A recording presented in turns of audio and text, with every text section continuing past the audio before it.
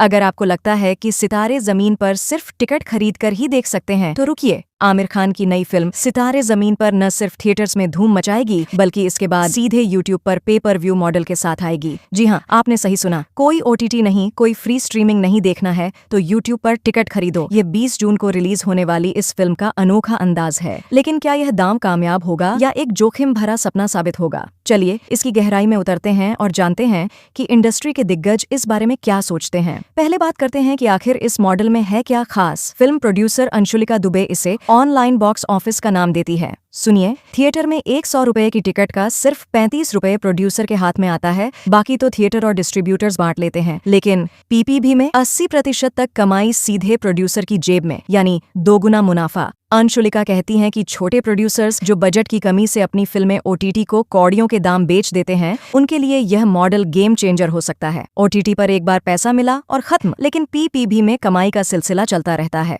और सबसे बड़ी बात, आमिर का यह कदम इंडस्ट्री को आईना दिखाता है। वे कहती हैं, जब हम दर्शकों को बोलते हैं कि टिकट मत लो, 3 महीने बाद फ्री में देख लेना, तो हम अपनी ही इंडस्ट्री की कब्र खोद रहे हैं। आमिर के पास पैसा भी है, दिमाग भी है और मार्केटिंग का जादू भी। तो क्या यह उनका मास्टर स्ट्रोक है? लेकिन रुकिए, हर सिक्के के 2 पहलू होते हैं। यूट्यूब स्ट्रेटेजिस्ट आदित्य कुमार इस दांव को रिस्की बताते हैं। क्यों? क्योंकि भारत में यूट्यूब मतलब फ्री कंटेंट। लोग ट्रेलर देखेंगे, गाने सुनेंगे, लेकिन पूरी फिल्म के लिए पैसे दें, ये आदत अभी बनी नहीं। आदित्य बताते हैं कि आमिर के यूट्यूब चैनल पर सिर्फ 2 लाख सब्सक्राइबर्स हैं। उनकी स्टार पावर के हिसाब से यह आंकड़ा छोटा है। ट्रेलर को 10 से 15 मिलियन व्यूज मिल भी जाए, लेकिन पीपीवी पर फिल्म देखने के लिए कितने लोग तैयार होंगे? और यूट्यूब का एक और खतरा, ट्रोलिंग और नेगेटिव कमेंट्स। थिएटर या ओटीटी पर तो रिएक्शन थोड़ा फिल्टर होता है, लेकिन यूट्यूब पर तो बिना सेंसर के मीम्स और ट्रोल्स की बाढ़ आ सकती है, जो स्टार्स की इमेज को चोट पहुंचा सकती है। आदित्य का मानना है कि यह मॉडल तभी हिट होगा जब फिल्म को लेकर जबरदस्त हाइप हो